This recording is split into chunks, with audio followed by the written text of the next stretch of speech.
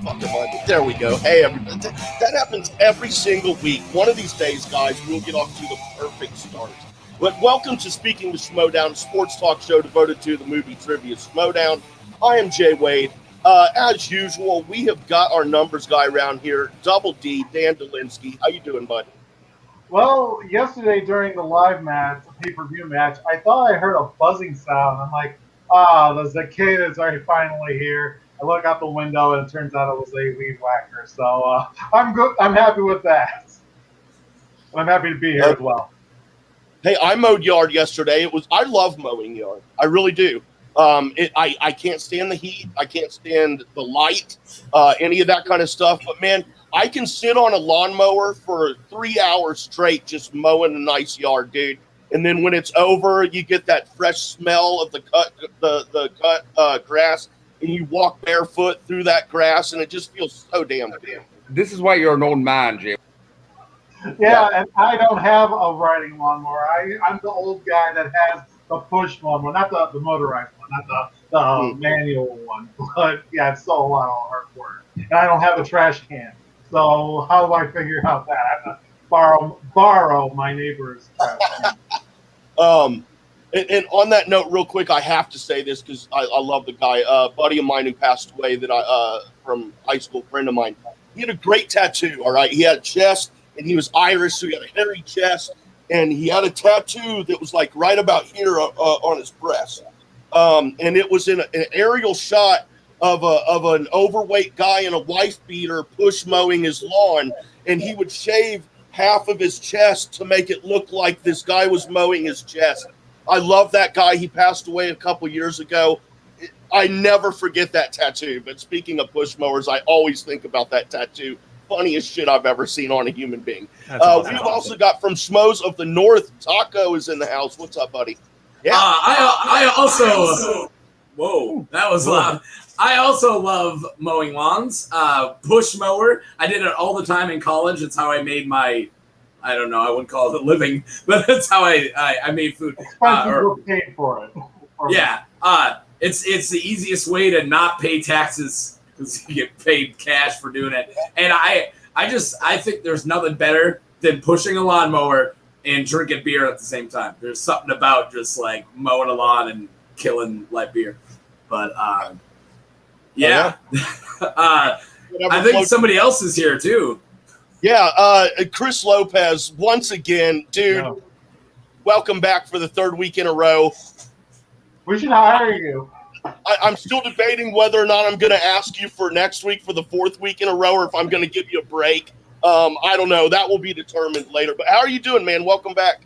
I'm glad to be here. I got here in the nick of time, like just before the show started. I was at work for the last couple hours. I was not mowing any lawns, thank God. I haven't mowed a lawn in years, but because I live in an apartment now, so I don't got to worry about cutting grass. But no, I'm good. I'm all good. I'm happy to be here. Taco, I feel like I just saw you a couple days ago. It was like a week ago at this point. Yeah, you did. I saw both of y'all last week. All three of y'all last week. Yeah, all three of us. Guys together. You were on this show and then the Star Wars show last week. So yeah, it was a busy day, but I'm here and I'm happy to be here. Looking good, by the way. Thank you. Just saying, you got to give credit when credit's due. You're too kind.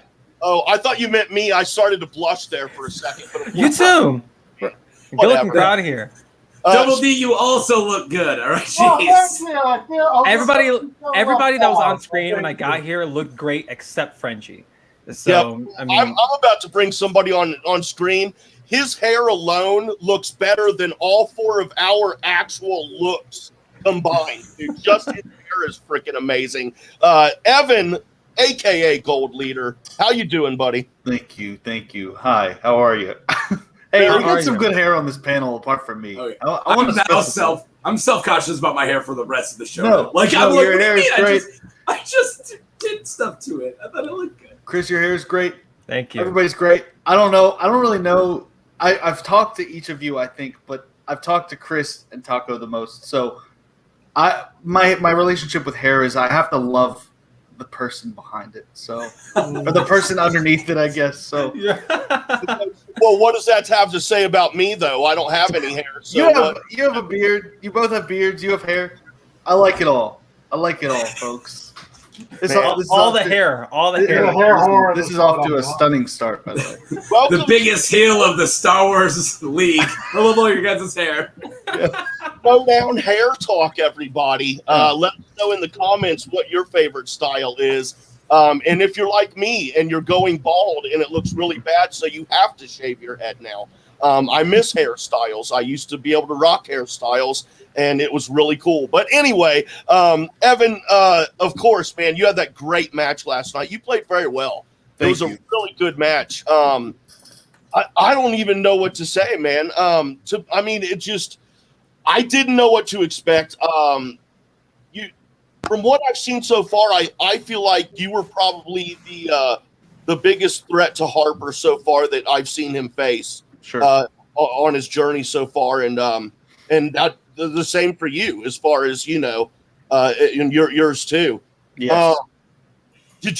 How was your prep any different for Harper than anyone? I know people ask that question a lot. No. There's got to be. It's a little bit different when, like last year, we had Ace who ran through the tournament and he was the hype. And now we've got Harper and he's running through and he's the hype. Do you give into the hype, I guess, is what I'm kind of asking, and you alter your plan or kick it up? Or do you really, honest to God, just say, nah, man, it is what it is, and we're going to go with it? Well, listen, I came here with the expectation that none of you would say that. Can I cuss?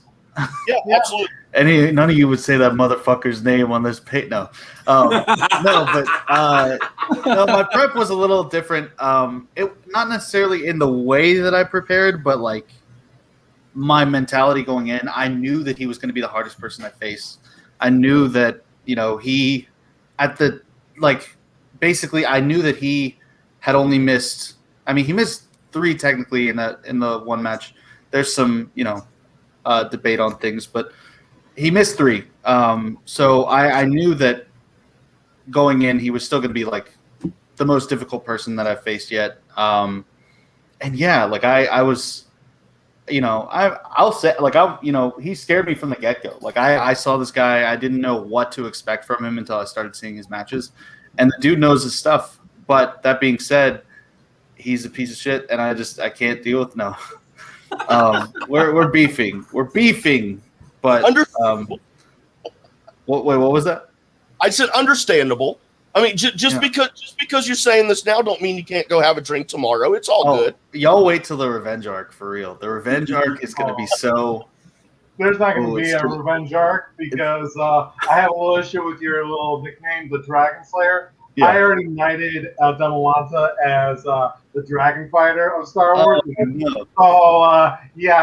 over. You're done. My goodness! Change that. Wow. No, I think I have to beat, because somebody pointed this out on Twitter yesterday. I think I have to beat Thomas, I have to beat Alex, and I have to beat Molly because they're all Dragon Con players as well. To my knowledge, those are the 5. They mentioned how there were 5, but I'll get them all eventually. It's gonna happen. I'll do it. I think, Evan, something that we've been, at least the whole community has been sleeping on is like, when we look at Star Wars, obviously we look at the Demelantis and the Daemons. We saw them and them slugging it out over the course of April and May. And then Thomas Harper just running through the whole league. And for good reason. Thomas Harper's really damn good at what he does. But I think people are still somehow sleeping on you, even after the matches you had yesterday. Somehow, some way, like when we list the best Star Wars players, I'm not even trying to gas you up. Like I mean this. No, yeah. Like it's like you missed one question by one letter in one word, like that. Yeah. And if you get that one letter, we're probably still playing that match. We probably see another 51-50. Like, and people are forgetting that. Like, it's not like you absolutely fucked it up. Like you did really damn well. And Thomas Harper, who was singing your praises last night on our after show, and like people are still somehow sleeping on you, and it pisses me off. So Evan, like, you're killing it, dude. You're killing it. I can't wait for that revenge arc. I think it's kind of foolish to look at any of the players in the Star Wars division and act like there's this massive gap in quality between the players. Mm-hmm. I think we're all so honed in at this point that like. Mm-hmm. it could just be like a bad day. You miss one question, like it happens. Like anyone could miss one question and still be like, this isn't me. This isn't me sadly trying to gas myself up, like saying, "Oh, I'm still one of the best players in the league." No, it's like, but you are, even statistically, you are. Right. Yeah, I could actually attest to that because Ken Napzok being the lowest Star Wars player, even in this division now, he's better than some of the best IG players. Sure. So, I mean, I even put the stats together because IG and Star Wars, they have the same point values in their 3-round, 5-round matches. Yeah. Almost every single Star Wars player, including you, including Harper, including Marie, everyone is so much better than every IG player. Sure. So it's a known fact at this point. So basically, the Star Wars division is better than the IG division in general. No, wait a minute. Wait a minute. I was saying that the Star Wars competitors are better than the IG players. I heard what I heard. You're not going to back out of this one. Well, you got a couple less movies. I agree with Yeah, what 300 versus 12? Who cares? There's nothing. There's no difference in the amount of movies. No, but I will say, besides, and to Thomas's credit, besides me, I think Thomas is the best player in this division. So I think he is going to take the belt. I hope he does. That would justify my loss a little bit better. But all I know is someone's going to have to take it from him, and that's going to be me. It's going to be me. Yo, and of course, I don't know what it feels like to play movie trivia online in the capacity that you are, Evan. Sure. But you're making. I hate the sound in your voice. You're making it sound like you had this tremendous loss yesterday, and I bet maybe it's how you feel. But like from us watching it, like it was, you still put on one hell of a performance. Thank you. And like what Dagan said in the chat, like, yo, you should be considered. And people aren't, maybe because you're with the exchange, and people don't like the exchange. If you were on the Stars, oh my God, people would be singing your praises right now. But that's not the case. Yeah. And we need to keep that in mind. Like Thomas would be the first person to say how good you are. And that came from the person, yes, Frenchie. Praise be Father Gucci. I'm saying, praise be Father Gucci. We love Gooch over here. Yeah, we love the big Gooch. Right. But I met him a couple years ago. But Evan, it was a one question, and Ryan pointed out in the chat, it was one question wrong in a 5-round match. And the Schmoedown 2 seasons ago, or even last season, like you win the damn match. Sure. It's just Star Wars is so competitive this year, and y'all just can't miss a question. Apparently, this is what I'm terrified about next year. What is it going to be next year? What is the margin of error going to be next year? We're going to be like fucking just blocking every move. It's going to be like that scene in The Matrix. The questions just have to get harder and harder. Like they're like all 1-pointers are going to be 5-pointers next year. Right? They're going to have to be. They already feel like that. Yeah, they already feel like that. I mean, the core. Core 02 Airspeeder was not even like. This is no critique on the question writing before. I think it's evolved as it's had to, but like, Core 02 Airspeeder would not have even been a 5-pointer when the Star Wars division started. Like that was like not even. They would not have even asked that question. So it's the evolution of the game has been crazy, and so I'm wondering what they're going to do to keep it up. I hope it's not bringing in the TV shows. No. I don't want that. Might be where they go. But because I know that I will study them. I'm just terrified of that. I'm terrified of having to do it. Well, if it was me, I would say that there would be more surface level questions, more round one, possibly. So that's fair. Well, we'll find out in the future. I don't think they should add TV shows personally, not to the movie trivia Schmoedown. That's just me. But thank you very much for being here with us this week. And again, echo everything that Chris said. That was a hell of a play match last night. And thank you so much. We'll look forward to having you again on the future. Again in the future. That's good. You got there. Well, thank you guys. Be ready for my inevitable climb back to the top. It's gonna happen. I'm gonna crawl. Just not as the Dragon Slayer. That's already been kind of taken already. But whatever you call it, gold leader is fine. I don't care. I'll let gold. I will. Belt holder is what you'll call me. That's fine. Okay. There we go. That's the attitude. Well, we look forward to that day and having you on then, especially so we can talk about it more. Evan, thank you very much for your time and have a great weekend. What a great guy. Yeah, he is. It's great. Like I said, his hair. Holy shit, dude, that hair is amazing. Okay, everybody. Damn jacket. We're going to talk about the week's matches, but we do it in a hot potato style where we talk about the matches, and Frenchie is behind the screen here with a predetermined time. When that timer goes off, whoever's talking is eliminated, aka removed from the screen, and we will do this until there's one person left. That person being the winner, first one eliminated being the loser, and the consequences and rewards to this game will play out during the interview, which is with Chandru here in a little bit. Okay, so guys, of course we had Zach Burkett and Gold Leader. That match was what it was. So we just talked about it a little bit. But Clee Wiggins and Sabrina Ramirez. Would someone else like to start this one? Sure. First of all, Clee Wiggins, it was great to see her again after the Black Cinema exhibition that we saw in February, and I was waiting for Clee to debut.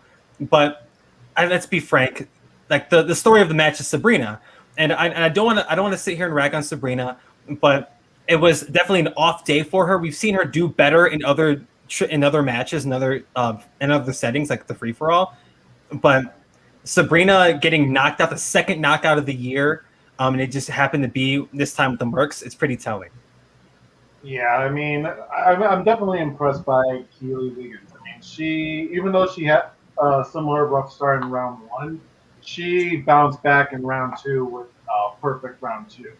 And even an opponent's choice. So that's, of course, I think Harrison Ford is like her secret. Like, I know Harrison Ford. She made a mistake. I think that was like the first big mistake for Sabrina giving her Harrison Ford. But then, of course, she got Sabrina got Star Trek for opponent's choice. So that was right. See you later. Yeah, all right. I mean that opponent's choice definitely it was. I'm sorry, I have to butt in, or else I'm going to get eliminated because I haven't said anything for a while. Go ahead, please. I haven't either. I haven't talked all show. No one knows any Star Trek questions other than two of the original movies. One, Wrath of Khan, because it's the best one and it's fucking awesome. And two, the one with the whales, because it's the shittiest thing Star Trek, rather, not Star Wars, Star Trek has ever fucking put out.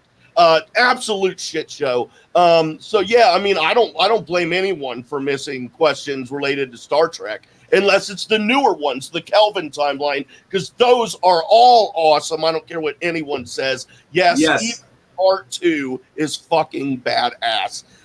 Yeah, but I mean, I don't fault anyone for missing Star Trek questions. Who gives a shit? Sorry, man. I agree with Dagan, who just came up. I do think that she should move to the FCL. If people like the Flirt and Flouse and Warfather are actually having like successes down there, then Sabrina Ramirez will do good down in FCL. I'm not watching enough. Flirt and Flouse. Has Flirt and Flouse won? Has he played any matches yet? In the FCL, no. He plays Warfather. Yeah. He's the sub-main event to the first title match for the FCL when the time comes. But the opponent's choice also, that was probably my favorite sequence of events, because not only does Sabrina's, and I don't want this to come off poorly, but her ignorance to what Clee is good at and what she's not good at. Like, she didn't know. I mean, I didn't know. I can't tell you. Yeah, there was lack of research, and that shit don't happen in baseball, football. You're going to have your scouters out there that are watching pitchers and watching what they can do and reporting back to the clubhouse as far as, this is what they got going on. Maybe we should approach it from this angle, or out there scouting football teams and stuff like that. And not the cheating shit like the Patriots did, like sitting in the stands and recording not that. I'm just saying, like, observing, watching what they're doing, be like, yeah, these guys are looking tough. Right. So when Sabrina really knowing what Clee's capable of doing, Clee hasn't had that many matches in the first place. So Sabrina didn't know, and Clee obviously got to exploit some of Sabrina's weaknesses, and we saw what happened with the match. And with that, we have our winner. Chris won. I had like 5 more words, maybe 6 more words, and I was going to shut up. I made it 5 words into the whole segment, and then I got gone. I've been uncharacteristically quiet this whole thing. I figured I didn't need to talk to Goal Leader. I see him every weekend, and I was finally like, yeah, as I was saying. Well, that's okay. Now that we've got our winners and losers, take the floor, Taco. Not just this match. I mean, you can move on to Doug Benson and Chris Van Vliet if you like. It doesn't matter. I got a couple of things I would like to just say. I do think a couple of those Star Trek questions were rather on the easy side, and a couple of them were trailer answered. Like the sabotage was played during the trailer, and maybe I'm just a big Beastie Boys fan, which I am, and I just that sticks out to me, and people kind of brought that up. That why is there a Beastie Boys song, and so I don't know, but I do have to say tip my hat for Klee. Because having both of them have really rough round ones, but then to go perfect on her round 2, and then to get all those. Well, how many steals did she get? She got 3 points of steal. So I think I think she got 3 questions because only that's some good round. That's some good round 2, dude. That's how to get some good round 2. I did make a note in the private chat. Those were easy Star Trek questions for me. The only one that was questioning was the sabotage one. But as soon as I saw the multiple choice, I'm like, oh, it's sabotage. I remembered it. But then I'm like, so yeah, those were kind of easy Star Trek. But I actually seen all the Star Trek films, so that kind of helped. I haven't, and I did pretty good. And I'm not a Star Trek guy. I'm a Wars guy all the way. And I still got a lot of them. I can't stand it. I know you planned it. I'm a set it straight. It's one a gate. Yeah. Anyway, don't quit your day jobs. The great trailer too. Don't ever sing again. I think you do it. My man Frenchie's just jealous. That's what's up. Yeah. I can't sing shit too, but I have ears. I didn't think it was bad. I thought it was fun. Drifting. You know we're gonna get copyrighted because of this. Oh, really? You think we sang good enough to get copyrighted? We're not getting paid. We're not getting paid. Who gives a shit? You guys aren't getting paid? Besides, if you remember, I played quite a bit of Sharp Dressed Man for Chris last week when he was sporting that suit. So that didn't get us a strike. So I think we're all right singing it. I actually am a little mad you're not dressed that good.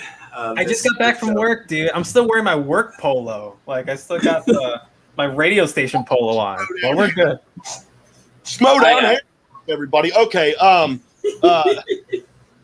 But dude, now this I've been waiting to see Doug Benson play for 2 years, or a year, or whatever it's been. It's been 2 years basically. I still do not agree with their assessment that he's a rookie. And they're obviously basing that on when they play their first match, but that's not the way it fucking goes. In typical sport, Jay. Whatever, dude. I'm not going to get into all that, but it's. Well, he's no longer a rookie now because he's already played his first match, so it's over. The discussion is over. He won't be his rookie season.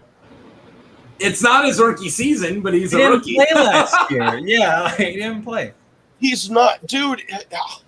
If it's if your rookie season is the first season that you're drafted and you're in the big league, that is your rookie season. The next season, I'm gonna just stay online because I've been arguing with this. No longer a rookie.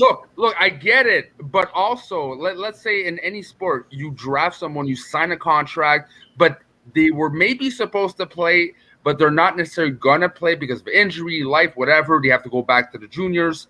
Cool. That does not make them, part of the they already played, so they're not rookie. They haven't played one match at all. He is a rookie. Okay, hold on. It doesn't matter. It really doesn't. Not to be that guy. It does not matter, and we are going to move on. But before we do that, we got 5 or 6 viewers, whoever's in chat right now. Just tell me. All I want to know is, do you think that the rookie season is the season they play their first match, or is it the season that they are drafted into the big league? That's all I want to know. But yes, this Doug Benson match, dude, I didn't realize that he had another show where that involved trivia. And he asked questions, so he's always on the end of the stick there where he knows the answers. So I'm sure that helps him out a lot. But I had no idea that he was going to be as good as he is, to be honest, because all I've ever seen from him really is work on Trailer Park Boys and what is it? Super High Me, his Super Size Me marijuana spoof. Yeah. Oh, so I was really impressed. Okay, I didn't know that. I never heard of Doug Benson until the Schmoedown last year.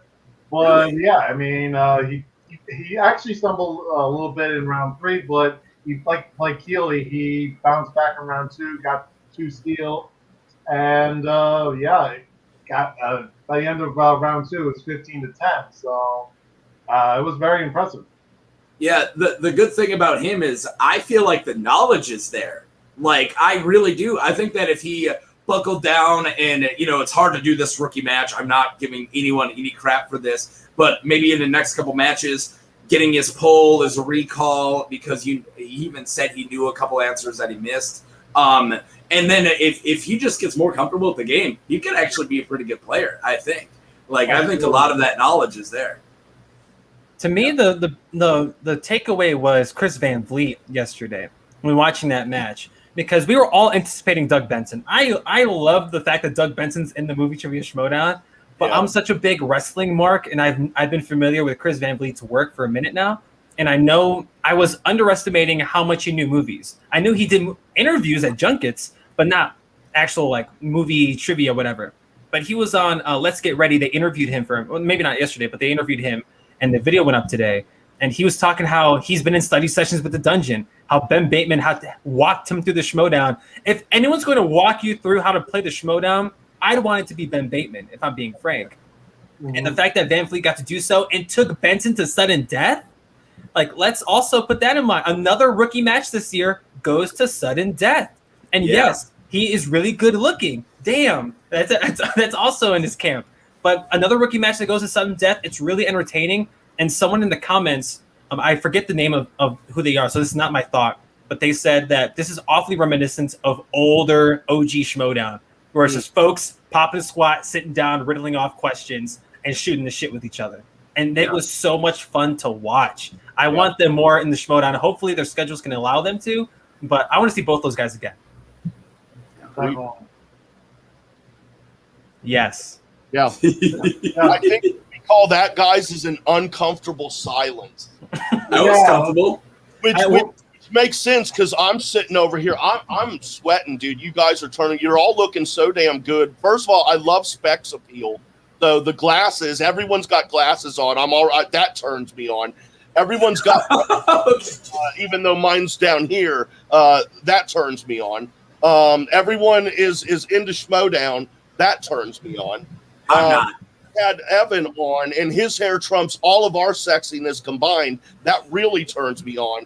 And then we got this French fucker sitting in the back just shaking his head at us. I have no glasses. My hair is horrible, and I just shaved my beard, so I'm fucked.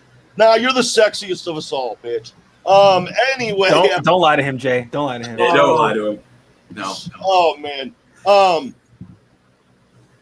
Now, let me ask something. Hold on. I've got something written down here about the... I think we're all just so caught up in thinking about Chris Van Vliet's good looks. I think that's what we're all flustered of. I'm still wondering how high Benson was. Yeah, who do you think was higher? Kevin Smith in his second match or Benson in his first match? Kevin Smith. I actually was. Really? Yeah.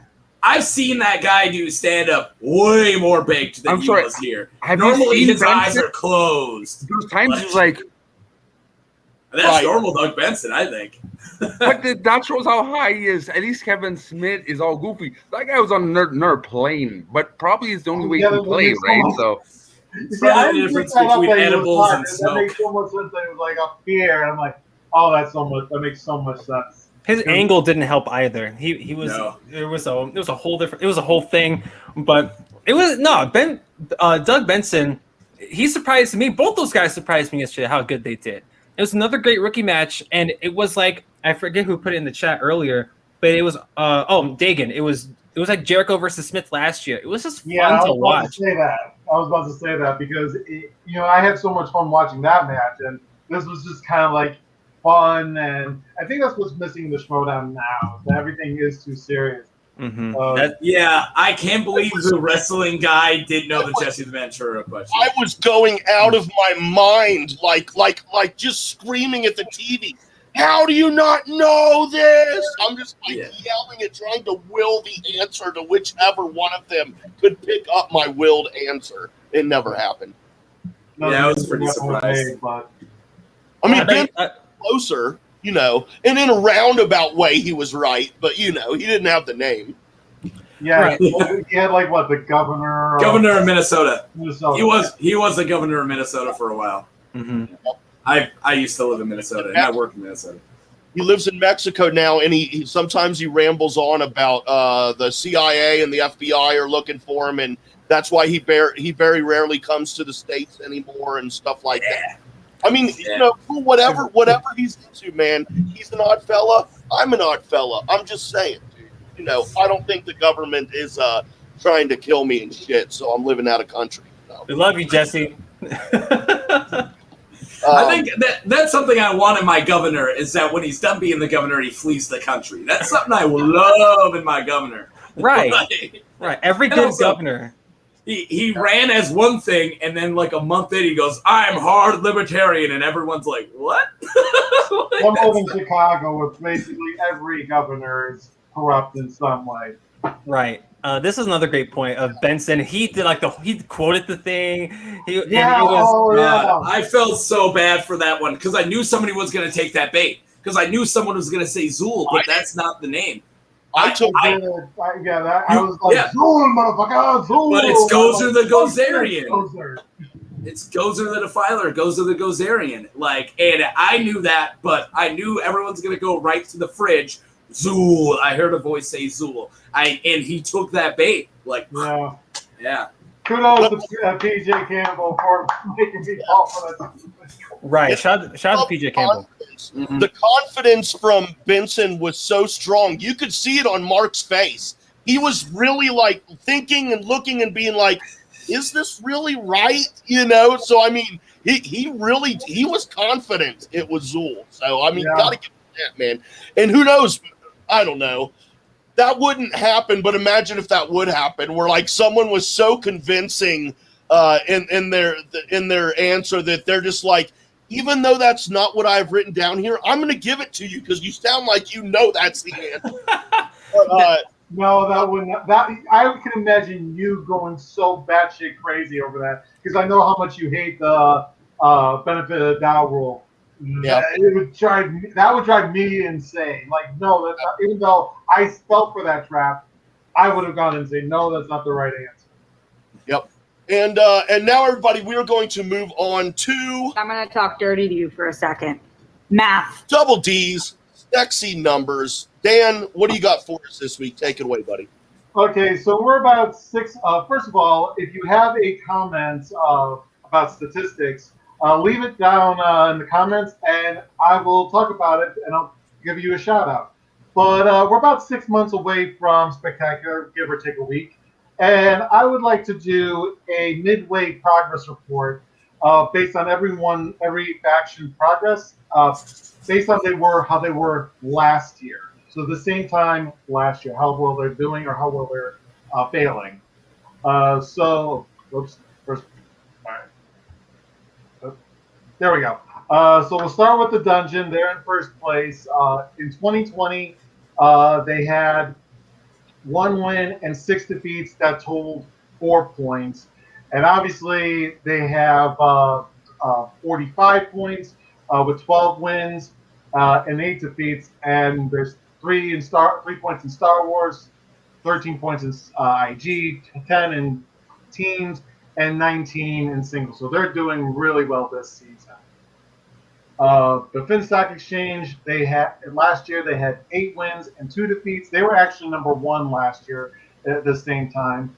And they had a total of, they had a total of, 22 points? I have my note. I gotta see my notes. Hold on. They had. They had 22 points, and this year they've had 14 wins, and 6 defeats, all totaling 33 points. So they're actually doing really well. There's only a little bit that they could have done better, but they're still improving on what they did last year. And it's because of the dossier, motherfucker. Yep. I hate to agree with Frenchie, but yeah, it's the dossier. Can I say something really quick, Double D? Sure. What do you got? I was just gonna say, if you compare the dungeon to Finstock Exchange, which all of us like to do, it does look like Dungeon's got a lot of like a top heavy, getting a lot of points with your big players. Comparing it to Finstock Exchange, where all of not all of them, but a lot of them have gotten 1 or 2 wins, and it's kind of more evenly spread throughout all these rookies who are doing what they were brought in for. At least that was my opinion on it. Yeah, well, we were actually gonna discuss. We're gonna discuss all of the. My bad. At the we're gonna talk about the top 4 in the midway, and then we're gonna talk the final 4 at the end. So. All right, keep doing it. I won't cranker style. But that's okay. That's okay. Appreciate some comments. With the Quirky Mercs last year, they had 2 wins and 4 defeats, totaling 6 points, 3 in IG and 3 in teams. And obviously, they're doing a lot better with 30 points, with 7 wins and 9 defeats. Well, most of that is title defenses and number 1 contender matches for the most part. In 4th place, we have Corruption.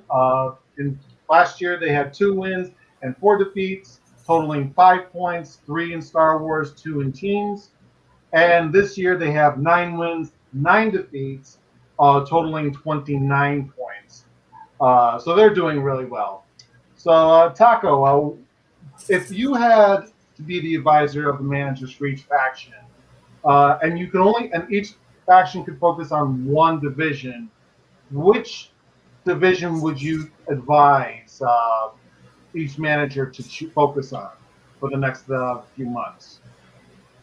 Well, knowing that we kind of just got done with our first Star Wars tournament, and I'm assuming the next one won't be for a little bit, I am looking at Corruption, knowing that Shannon's got how am I forgetting one of my favorite players' names? Scrimshaw. Yeah, she's got Scrimshaw, who hasn't played yet.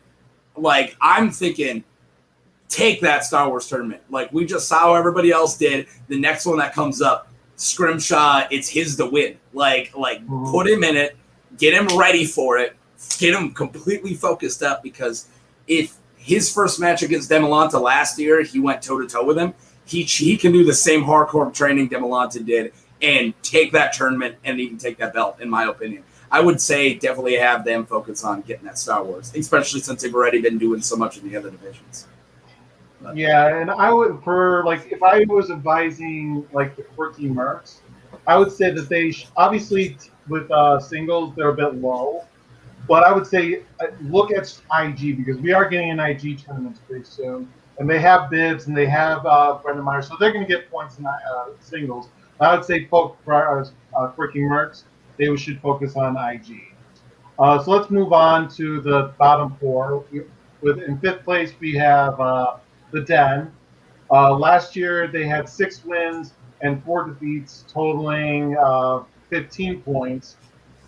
This year, they're doing pretty good, but it could obviously improve. They have 23 points with 8 wins and 7 defeats, so they're doing some improvement. Swag, last year they had 4 wins, 4 defeats with 13 points. And this year they have 5 wins and 8 defeats, and they have the exact same amount of points. You have to factor in that -1 from teams into the grand total of, I think it's 14, so so they have a total of 13 points. So they're doing exactly the same in points-wise as they were last year.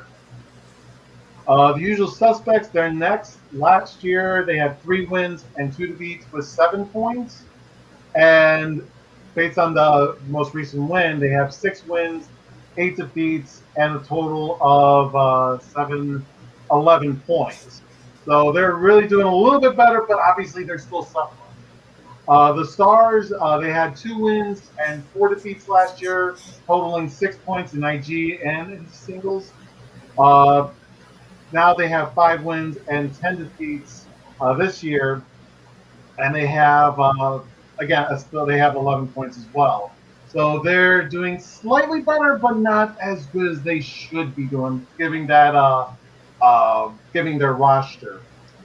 And that's their final one. So my final question for you is, first of all, do you think that it was a mistake for Kate splitting up the Pride and forming the Outsiders? Because Ben Goddard and Rachel seemed to be really good as a team last year, as we know from here. That's all their points, but they're not getting any points. They didn't get any points with the Outsiders. Do you think it was a mistake, or do you think it was a wise decision? I mean, hindsight's always 20/20. Now knowing how their team's tournament went, of course, it's easy to say, oh, they had more success with the Pride. But if you would bring me back in time without that knowledge and somebody asked me straight up, hey, you're in charge, who do we put Ben with? I would say Preston. Are you kidding me? Preston. So hindsight's 20/20. I think it was the right move. She can't see the future. She didn't realize how good or how competitive that team tournament was going to be, which was super competitive. I think that they make a good team. They just ran into a buzzsaw. I do think that they should keep them together, and that the Outsiders should I think they're going to have better luck later on.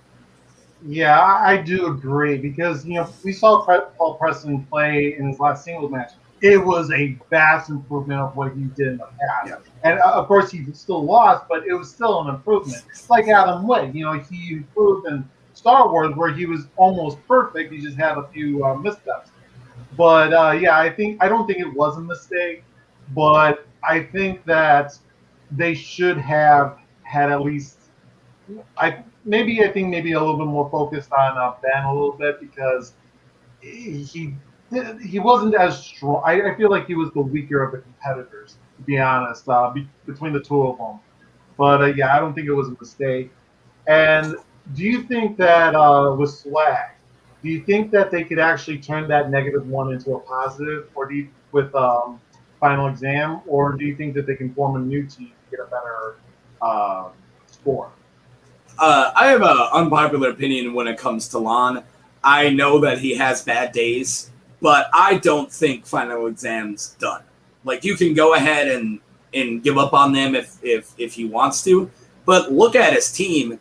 Like, looking at Swag as a whole, you got a strong Star Wars guy, and then you got a strong IG guy, but your singles and teams are pretty on the shoulders of Paul and Lon. You kind of can't give up on them, I don't think. And Final Exam gave us a lot more better matches than bad matches. Like, Lon has always suffered from the yips, and if I could solve them, I would, because I love Lon and I wish he didn't suffer from them. But that was it. He got the yips. Paul was on fire, and he got taken down with him, and it was really hard to watch. And I don't even like thinking about it, because it was a really sad match for me, because I really like Final Exam. I think keep them together and watch Lon get angry and destroy. And yes, Midterms is a strong P team. Yeah, Midterms are a strong team, but obviously they do. In business, you want to have all your divisions making money, because otherwise, why have it? So This is what's actually bringing Swag down, is that -1. Because if they didn't have it, they would be at 14 points instead of 13. But hopefully they can bounce back, because they have the exact same scores they did last season. So they could actually, and they ended the year with being in second place. So we still have 6 months left in the season. They can still bounce back. I'm not counting out anyone as of right now. But yeah, I think that even the final ones still have a chance. Even the Stars. Well, speaking of the Stars, we have Roxy Schreier on the phone. Roxy, what do you think about my numbers? You had the sexiest numbers by far. Yes. Thank you, Roxy. I love hearing your voice. Yes, Double D's, sexy numbers, everyone. Thank you very much. And now, everyone, we've got Chandru Dandapani is about to join us. As I had said, though, earlier, our Hot Matches game comes into play here. where the winner, which today was Chris Lopez, he will start the interview one-on-one. Then every few minutes, the rest of us will join second place and third place, and then finally the loser. So those are the consequences and rewards of hot matches, our hot potato style game. Chris, take it away. You already know, brother. Well, introducing the #1 contender for the Inner Geekdom Championship, the former Inner Geekdom champion, Chandru Dandapani. Chandru, how you doing, brother? I'm doing great. How are you, Chris? Like, it was good to see you yesterday too. How are you? Appreciate it. I know that was technically the first time we met, but it's a pleasure to talk to you now. Okay. And I have so many questions for you, and I know all of us do. But first off, I mean, what a great 12 months that you've had. Like a legendary 12 months in the Schmoedown. I know you're busy in the Schmoedown alone, yeah. Just in the Schmoedown, but I know we're all stuck in our houses and stuff. But you're absolutely besting some of the best that Inner Geekdom has to offer. Like you started the season off in a great match with Mara Kanopik. She had to break the Inner Geekdom record just to best you, arguably the best Inner Geekdom player right now. And I mean, we saw what happened to that, but how was that aftermath? The first match of the season, first main event in the season, you face Mara Kanopik, a legend in the game, and she has to break that Inner Geekdom record just to best you. How was the aftermath of that? I mean, yeah, there was a lot of sort of introspection going in after the match, because for me the biggest question mark was how deep the questions were going to be, especially with the new movies and categories and so on. So there were a lot of unknowns in the air, and on top of how well is Mara gonna perform, coming back 2 years since her last match, and everything too. So I work best when I have as much data available to me, as much of information available to me based about what to expect. So as soon as I saw more matches, that's how I got sort of tried to figure out where this division is going, the new form of this division is going, and just get it back on the horse again. Word, dude. And on many of these shows I've been on, I'm over here saying yo, Chandru's nothing to play with. And I love what you bring to the Schmoedown. I think people out here, oh, we don't like Chandru. He's a jerk. He's the worst, whatever. I'm yo, Chandru, and I've gotten so much flack for this. I think you brought such just a natural heel heat just by your aura. And when the second you embraced it, it was probably the best thing to happen in your whole career, because I think that's what molded that path for you. Yeah, I of course we want to be liked, but I think you're doing a great job of what you're doing, and really you're getting a reaction. And not too many folks in the Schmoedown can say they can do that. So Thanks. was that something that going into this season, after last year and the year that you had, you best Smets, you best Ellison going into this year, and yeah, you take a little bit of a break, but you're still on the cutscenes. You're still doing all these different things. We're still seeing your face all the time. Does the character work bother you to an extent? Was it something that you were not too comfortable with to start? Because I think you've been killing it so far, especially yesterday with Parker. No, it never bothered me. I've always tried to bring an aspect of it, ever since my first match. It was just a question of what direction does it go compared to who I'm playing, right? So it's just a matter of who's the guy we're supposed to root for, in the person who we're supposed to root for in that match, and slowly we came to a point where everyone in this division, everyone in the IG division, people were rooting for, and it sort of naturally felt like I was already starting to get some heat by just naturally existing without actually trying hard. And then once Christian and I had a talk, and then I actually intentionally started going in that direction. Just it's been fun doing that, and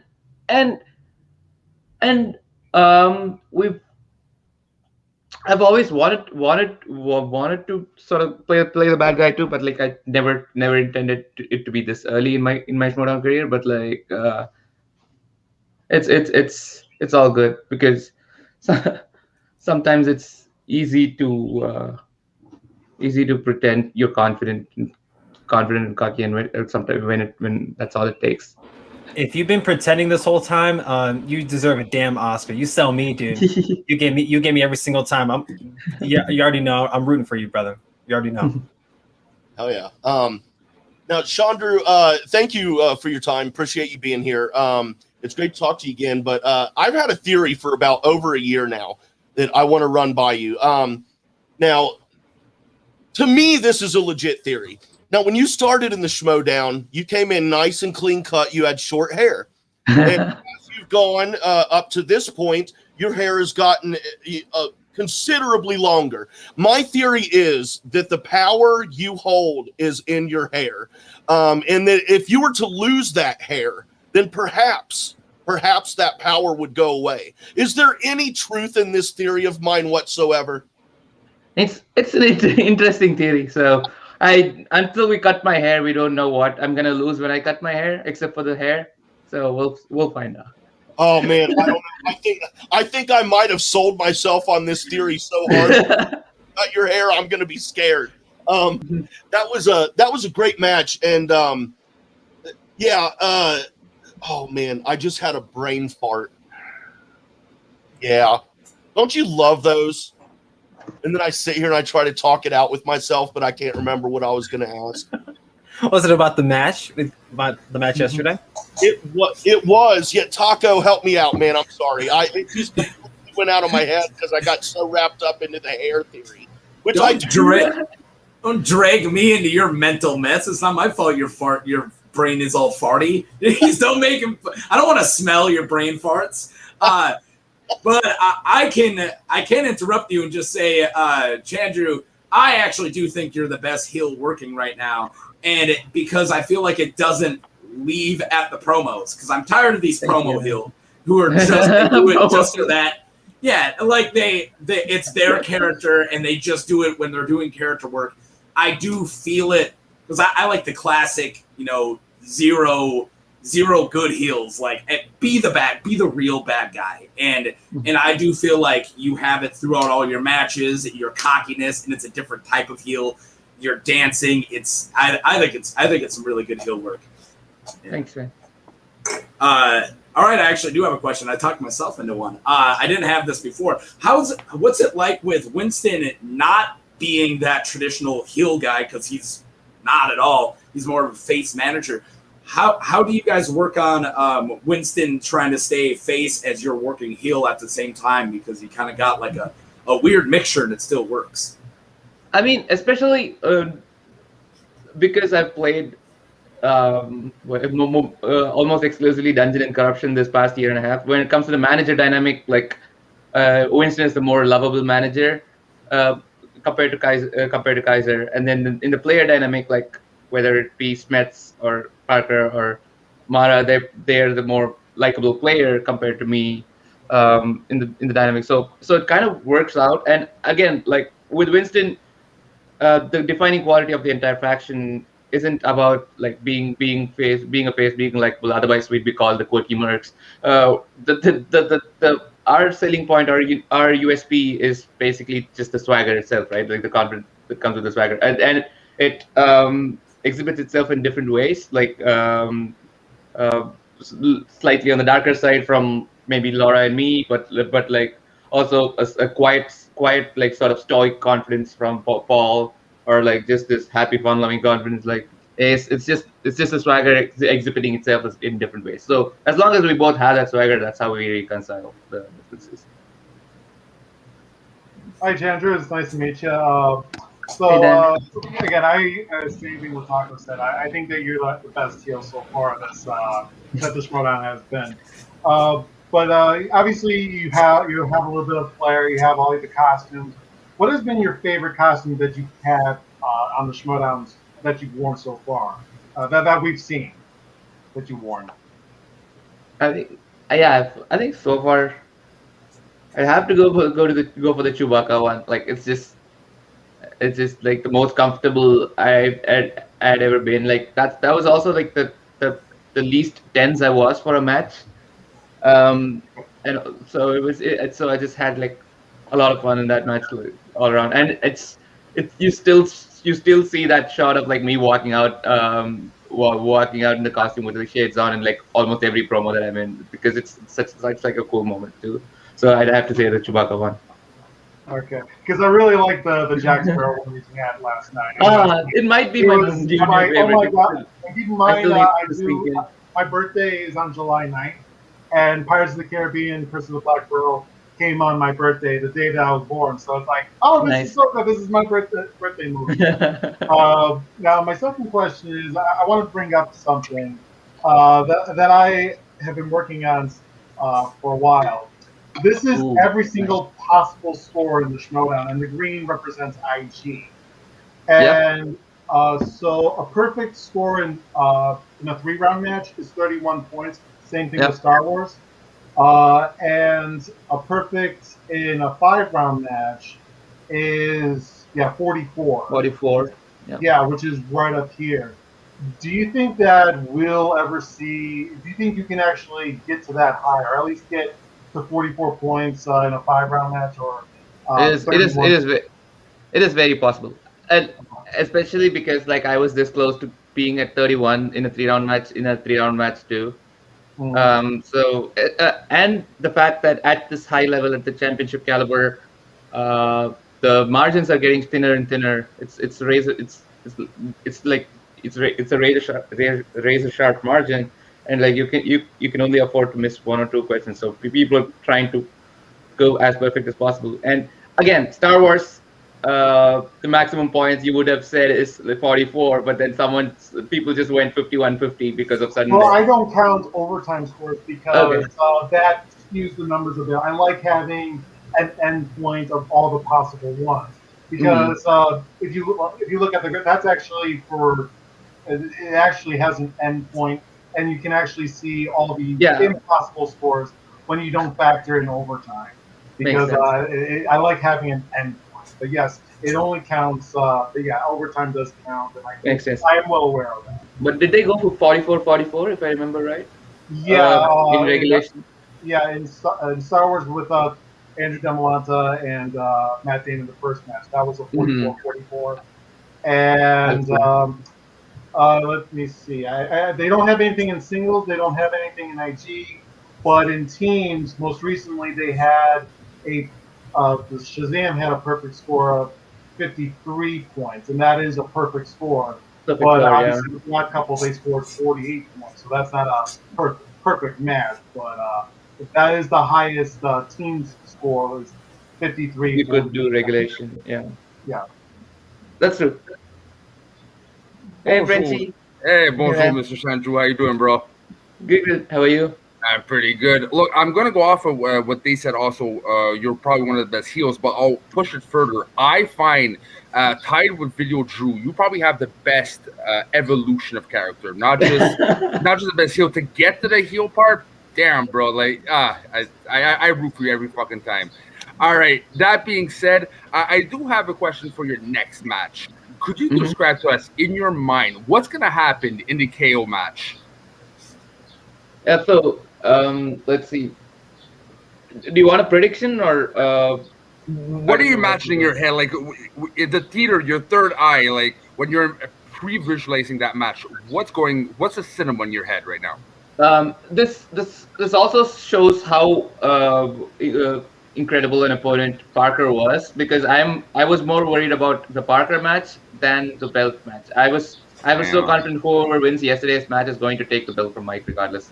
So now is just I've made the not to disparage Mike or anything. I've made the climb up to the title match already, and that match is just going to be easy downhill ride for me going forward. Damn. Yeah, bro. And this is why if you don't win heel of the year, bro, I'll be pissed. Man. Yeah, I'm gonna drop out because I'm not really supposed to be on screen. I could resist asking a question, my man. But again, thank you for coming on, and this is your year, bro. Can't wait to see you. All right, thank you. So good to see you. you're actually you're one of my two favorite heels. You're so good at it, and that's why the other heel is my other favorite, because he's so good at it. But there's a difference between you and this other person, whom I will name in a minute. You, Chandru, I love your heel work. It's great, and I like your heel character. Mm-hmm. This other person, whose name is Baby Heel Brandon Hanna. He is so good at his character work, his heel work. But I can't stand his heel character. That's what I always found very interesting about the both of you guys, is there's a contrast for me of both great heel work, but one of them I can't stand the character, and the other one I love the character. But yeah, I had to throw something in there about old Baby. I don't know if that's the majority opinion though. Like I'm pretty sure most of the Schmoedown fans like hate the characters of both of us. Like so you're probably like one of the in the minority that says that actually like to see my character. So it's my story. It's legit. It's legit great, man. It's really, really cool. It's convincing. It's fun. It's entertaining. It's everything that you could ask for, man. And I just absolutely love it so much.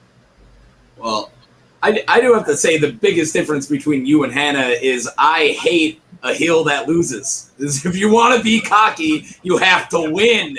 And I think the line from Happy Gilmore, when the girl's breaking up with him in the beginning, she's like, I know you want to be a hockey player, but there's a problem. You're not any good. And I just always think that, like, I know you want to be a heel, Hannah, but you're not any good.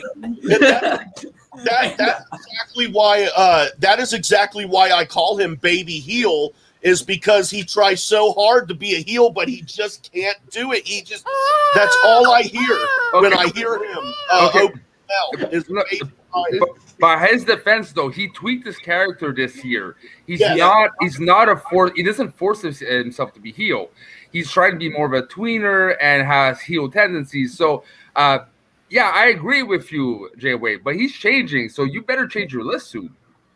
I don't know. We'll see what happens. If I can ask Chandru one more thing before we let him go. Yeah, I know, like yesterday with your match against Parker, it was highly anticipated, not only because we wanted to see how you bounce back off the loss with Mara, but Robert Parker's been. I know I've gotten some flack on my show about saying it's a revenge tour. It's more like an avenge tour or a comeback tour, whatever it is. I don't understand the revenge tour at all, because like he had nothing to take revenge against. He beat the guy that Hannah. beat him. Like, okay, so he had to take revenge against Chance, but like there's no revenge against Brandon. There's no revenge against me. I don't know why it's the revenge tour. Right, and it's his words, not mine. But he had been on fire. I think it's because he was hyped up to be like the next biggest threat, and then Chance just knocked out. So he's going on a revenge tour because of everyone else's expectations. Like, I'm going on revenge because you doubted me, but But I mean, he's been hot as hell this season, and Chandru, we'd have been waiting and anticipating your next match because you did so well against Mara again, she had to break the damn record just to beat you, which is a testament to you. People forget that how good you were also in that match. But then y'all faced each other yesterday, and I believe that after those two misses, like he missed the first question, you had missed the second. It was a barn burner until he checked down the multiple choice one time, and that's what decided the match. But how was your prep towards Parker? Once you found out you were going to face Robert Parker, and you had seen and heard of his matches, how well he was doing, what he was saying, talking his shit as everybody should.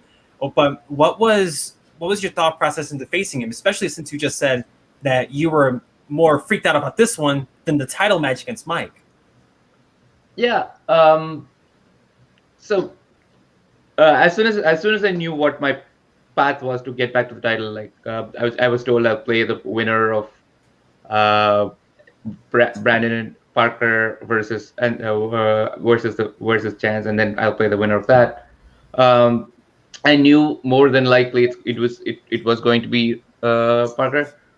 So I kind of like aim for hope for the best, prepare for the worst. accuracy wise, I was like hoping for the best, but preparing for the worst situation. So preparing to face Parker regardless of what happens. And like luckily, I had a long enough break because my off season wasn't exactly an off season, right? So as soon as Spectacular got over, we got the new list of movies within a week. So it was back to studying. From when I got that list on, and you could see I was like literally exhausted by the time I played Mara. So it was nice to have like a break from that and catch my breath and everything, and then get back to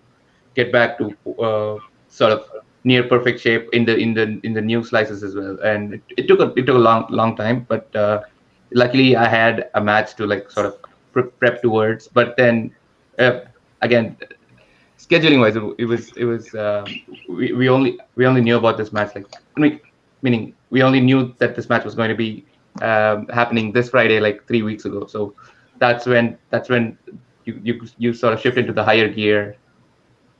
Awesome. And it was a great match. Very well done. Thank you very much for your time here today. But before we send you out, can we get a dance party? Everybody on screen. Yeah, get your dollars out, people. Get your dollars out.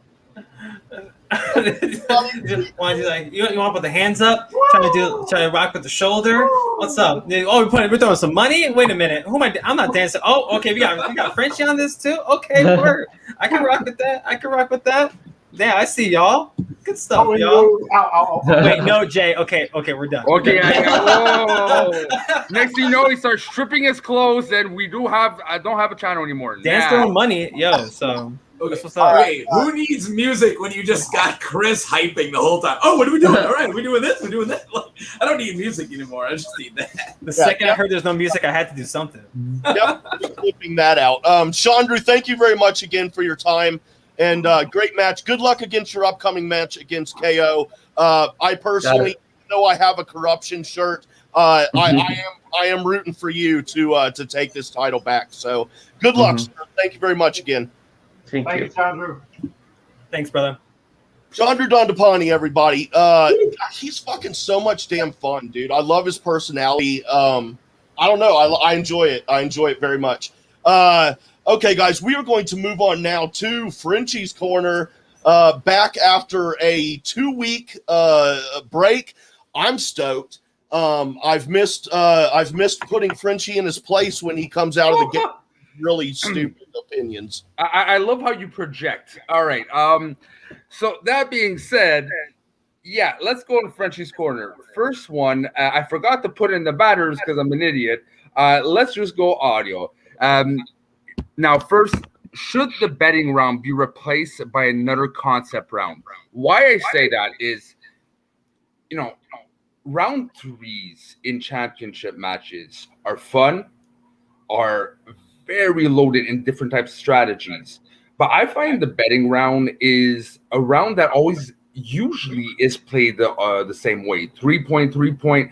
You can get strategy, but it's one of the rare rounds that is not as utilized as much to really gain an advantage on an opponent by trying something different. So I think it should get replaced by something that could be used even more into an advantage for strategy-wise. And that's why I think that round 3 should either be tweaked or completely replaced with something else. I'm sure you have a different opinion because it's you. I completely agree. I agree. No, you don't. No, I do. I agree with you. I actually do. You agree with me about what? That they should change the betting round because it would be cool if it came into play more, but it just doesn't because you stated a fact that most of the time people pick 3 points. So it just ends up evening itself out. When it's interesting is when like one person bets 3, another person bets 2, and the answer, that's when it's interesting. But I totally agree with you. FYI, that this was not in our show notes. You did not agree with me, but look, I'm happy you agree. In that case, raise up your hands. Anyone? Raise up your hands. Someone who disagrees with us. Okay, Double D, come on down, my friend. Oh, wait, we had two people raise their hand. Okay. Okay, All I'll right. go Jay Wade, because first of all, let's set the ground rules. Jay Wade, you're on my team, my friend. Chris, Double D, bring it on. I disagree because it means more work for me in simulating all of these different possible scores. It means less work for me. So no, I don't want things to change. So self-interest. Got it. You, Chris? Okay, so I'm all for change. Like I love change in the Schmoedown. I'm a fan of fast money. I know some folks who may be in charge of this aren't, but if say we get rid of the betting round, right? Okay, just so we put that out there. What do you put there? What's your alternative? I want to hear the alternative. Yeah, I mean, That's the thing. I don't know the alternative yet. I might have a spark, but what I know is the betting round is an underutilized strategy round. And when it comes to championship matches, something has happened. What is it a tweak? Is it to do with the betting system, or is it like just the format itself has to change? I don't know. Would you go, Chris, more tweaking it, or would you replace it if it has to be changed? If it had to be changed, I'd rather it be. I think Ryan points out a great thing in the chat where you have like the set 2, 3, 5. You don't just limit it to 3 points, but also who also put this? Ferris in the chat. What's up, Ferris? He said that Dan betting 0 points in Atlanta is what kept him in the match. And granted, we saw what happened to Mara and Mike. Her not betting enough points to best Mike. That's what changed the whole game. The betting round, yes, we see a lot of the time that people bet 3 because they're confident, as they should be. We saw that happen yesterday. But that's not the case all the time. And when it does not, when both competitors don't bet 3, it adds that level of suspense. Like, oh my God, like, did they miss it? Did they get it? Because not all the time are we going to get matches where everyone goes perfect. They're round 1 and 2, and then we get the 3-point betting round. I don't see a better alternative. I see why they would change up fast money or the buzzer once you get back into a studio or at a live event, but changing round 3, because what would you replace? It's not that because y'all are talking about like getting rid of it. I like the bet. I like the betting. Okay, but sure. It's like the outcome of like the numbers. I think Ryan's onto something. You change at least the value, or you change the consequences of a wrong choice. Sure. Betting is good, right? Because it adds randomness. It puts it on the competitor to distinguish how many points they get with the question. But it's the choices that seem like it's if you're confident, you don't want to take a risk. Most people don't. You go 3. You got very small cases like the Damero, but that's the thing. It's not enough. Compared to like speed round. Speed round, you can see there's some people like Gold Leader, he chose to skip, come back, try to do the most possible to what he knew, and then think about it. Harper was a lot more, I don't have to skip, I have the answer. There's ways of playing it. The ways of playing it in the betting round is a lot more repetitive, and it could open up. So again, you change the at least the value, depending maybe what league you play in, that might be just a notch more. Like, do I risk 5 points? Is a lot. You can't go up 5 points, but if you do bad in speed round, that fucks you up even more. But if you are, let's say, a Harper, and you're gonna get perfect, or you think you're gonna get perfect all along, you take that 5. It expands, because there's a lot more risk going down 5 than 3. Okay, I do have like a little tweak. But okay, instead of like a bet, I mean, it would have to be different than a betting. You're not betting, but you're rewarding based on the amount of. And let's say, I know this isn't movie trivia, but it proves my point. What about you pool it together? Let me finish this. So let's say the question is name a fire type in Gen 1 of Pokemon, and you pool or you survey like maybe the Patreon backers of Gen 1 fire Pokemon, and the least amount of too complicated. No, it's I know what I think is whatever you bet in your opponent bet, if you get it right, you get the accumulated points. And if your opponent does also get accumulated points, but if you don't, well, you only get the accumulated points, and that person's like down 6 points, right? So you really have to think. If you think you're wrong, you go for 1 point. They're only up 4 points if you get it wrong. I see even that's too much. What's the point of like, oh, let's do some math mid match and see how to distinguish it. No, it's either you get what you bet or you don't. Like it's not too complicated. What about you, Jay Wade? Yeah. I changed my mind. I'm back with Chris and Double D. Yeah. Thank Traitor. you. See, and I only came out here because I wanted to hear the alternative because we always hear about people. It's like, oh, like this part of the game should change. All right, what should we change it to? Oh, like that's, and I think the bang round. If anything, let's change the amount of questions they get in round 2. Let's change the way they do round 4. But I think round 1, 5, and 3 should stay the same. I will change 4 and 2 before I do change anything else about the Schmoedown. And I'm not one to change up the rules. I love change, but I like how it's set up now. Like I think it's fine. And why we're even having this conversation is because of matches like yesterday with Bushkar and with Harper, is because they do so damn good that they have to bet 3 points because they know the other one's going to bet 3 points. All right. So that being said, I'm left alone going against 3 people. I say it's unfair. So let's move on to the next Frenchie's Corners topic. Is Harper the next Star Wars champ this season? I say yes. It's very rare we get this kind of player. He reminds me when we first discovered Damon. And he is the best of the Dragon Con.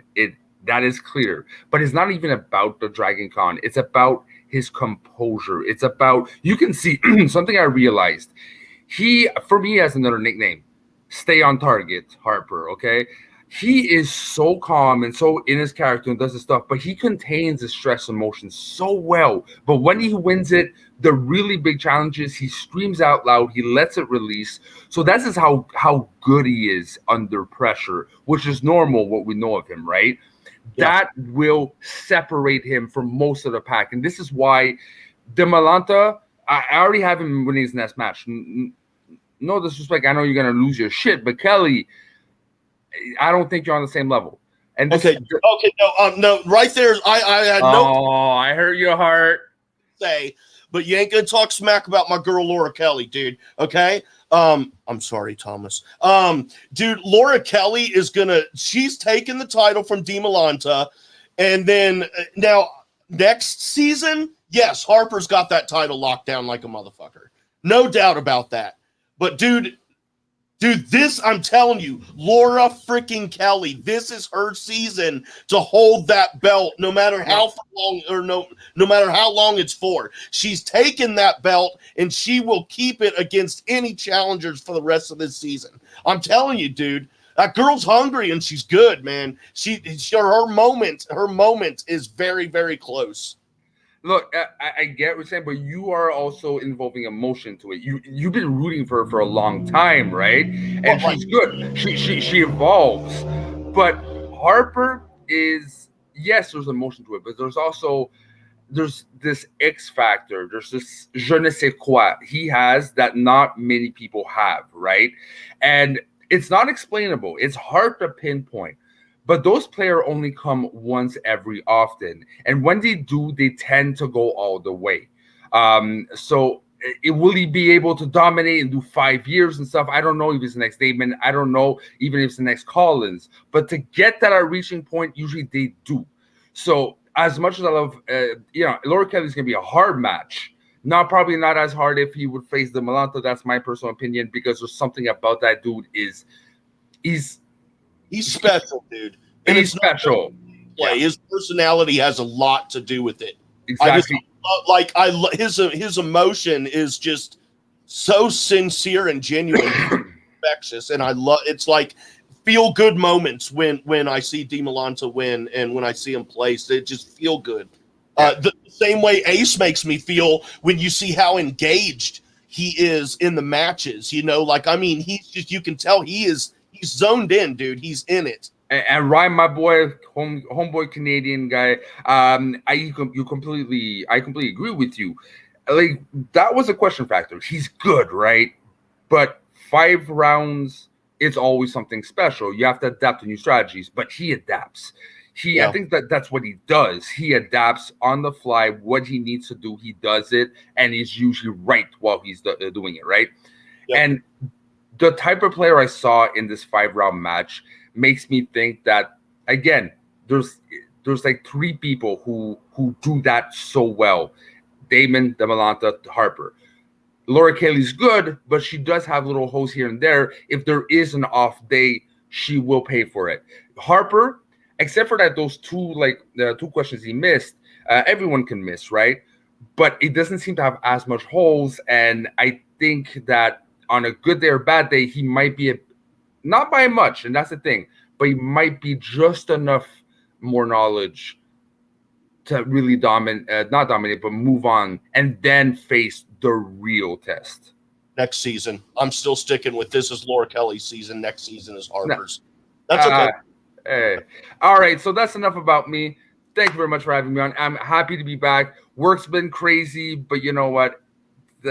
I told my boss I'm starting at 5 and I don't give a shit what you say. I am not missing this show today, and he listened. So that being said, thank you very much for having me on Frenchie's Corner. Till next time, bonjour. Hell yeah. And let's pull these other guys up here. We got a few minutes. One time around the horn, whatever you have to say really fast, you get one chance to say it. Okay, first I'll say, yes, I do agree with these. What? I said, don't make me pull the car over. Okay, real quick, I do agree with this, CG. I was trying to explain Family Feud. That's what I was trying to go for. And I don't think either Laura Kelly or Thomas is going to win. I think Andrew Carmelot is going to keep the belt. But it's going to be interesting with Thomas. Chris? In regards to Star Wars, we will have multiple champions this year. At least 2 with Damon Demolanta. I think Harper's going to take the belt. And dare I say it, any of the other folks who in that Final 4, or really anybody else in that tournament that we just saw in Star Wars, is just as capable of winning that belt by the end of this year. So whether it's Gold Leader, Ace, Burkett, Wilson, Whiteley, Adam Witts, he doesn't have a W, but damn it, he's damn near perfect as well. There are a bunch of folks who are in the Star Wars division who are damn good, and it's awfully hard to predict who can beat who because everybody is at least they're missing a question. That's what's costing them. We would have had a different final if Burkett didn't miss a question, but who would have known? Who would know? But I do have Harper winning. Whoever comes out of Laura and Demolanta. I got nervous when Harper started writing down the speed round. I'm like, no! He said on our show last night. He said on our show last night he was only keeping score. Hold on, guys. I said don't make me pull over the car. Remember that, Dan? Remember I said that? I said don't make me pull over the car. Kids, if Daddy has to remind you again, not going to go well. That makes Frenchie the mom. I want everyone to know that. Fuck yeah. I will pull your britches down and spank you on the side of that road for everybody driving. You have to reach high like this. Can I get a spanking too, or just? Okay. You're in Canada. I'm just gonna talk. All right. He said around the horn, and all of a sudden we did this flip around thing. I say it's really hard to say who's going to win when everybody is S tier. And honestly, everybody we're talking about right now has the capability of going perfect. Everyone has the capability of beating that 51. And that's it. That all being said, Demolanta. I completely agree with Double D. I think the next person who's going to take that belt off him is the winner of the next tournament. I do. I think he's holding it until then. And depending on who that was, it might be the rest of the year. I honestly do think. I think Demolanta is insanely good right now, and he's dominating, and he's going to dominate for a while. Oh, yeah. And now that Frenchie's Corner is officially over, let me state for the record, as much of a fan as I am of Laura Kelly and as much as I really do want her to win it, something's telling me, dude, Harper is on a tear, and just watching how he plays, I question if anyone can beat him, including Demolanta or anybody. So I was right, my Frenchie's Corner. All right, thank you. Get out of here. Get out of here. Whatever. Double D, Dan Dolinsky. Thanks, man. Been fun. Why don't you tell folks where they can find you at? You can find me on Twitter at Dan Dolinsky. Simple as that. You can find me here every Saturday, running the numbers, picking topics to talk about. And like I said, if you have a comment that you want, a topic you want to talk about, in statistics, leave it down in the comments, and I'll pull it up and we'll talk about it. And Chris? You can catch me all the time on Watt, W-A-T, Real, 2 E's, Entertainment. I'm on there Mondays, Spin from the Real, 8 p.m. Eastern, 7 p.m. Central. It's our Schmoedown reaction show. You see Shook in the comments in the chat right now. He's one of my co-hosts alongside Matt Thomas. And on Fridays, Wrestle Real, my pro wrestling podcast, 6 p.m. Eastern, 5 p.m. Central. And I do have another show because I'm not busy enough. I need more shows. I have something else coming up very, very soon. And our Watt and our Watt celebration for 250 subs, because we just hit that recently. June 26th, 9:30 Eastern, coming out on our channel. Go subscribe right now so you can get that notification. Hit the bell when we go live and stuff. Thanks, guys. Hell yeah. And Mr. Taco. What's up? I'm actually one of those northern schmoes. I'm part of the Schmoes of the North. You can find me over there. I usually talk on Fridays and on Saturdays, which I'm pretty sure is today, if my wrist is correct. I run a little Star Wars show called Let's Talk About Star Wars, where my co-host, or as I call him, my Chewbacca, my co-pilot, is Gold Leader. And we have a really awesome show tonight. Chris was on it last week, by the way, and he did awesome. So please check it out tonight if you got nothing going on. If you want us to talk about cool aliens, that's what we're doing. We're talking about aliens. Hell yeah. Everybody be sure and check those out. And also head on over to Schmoes of the North right now where they've got Mount Schmoedown going on. Just about to start. Thank you, guys. You can follow me on the Twitter at jwade1134, the letter J, W-A-D-E-1134. Also follow at the Jcast Network on the Twitter and your podcasting platforms. We have this on podcast form as well. Fridays on this network. Well, Tuesdays you can go get that Rose at 7 p.m. live, which is a Bachelor shit show. We talk shit about the Bachelor. It's amazingly fun. We have a fantasy league. It's great. On Thursdays, I'm over on Merc with a movie blog where we talk about the Loki show on Oh What a Marvel. And then back here on Fridays on this network for the Mad Batch, a Star Wars shit show with Paige Betty and Thomas Harper is part-time crew on that, along with Sean and Sarah and Dean Lewis. And that's a fun-ass fucking show. And Marie Wilson will be on that show in 2 weeks. So look out for that. We'll be back here next week with this show. Speaking of Schmoedown, everyone have a great, great weekend.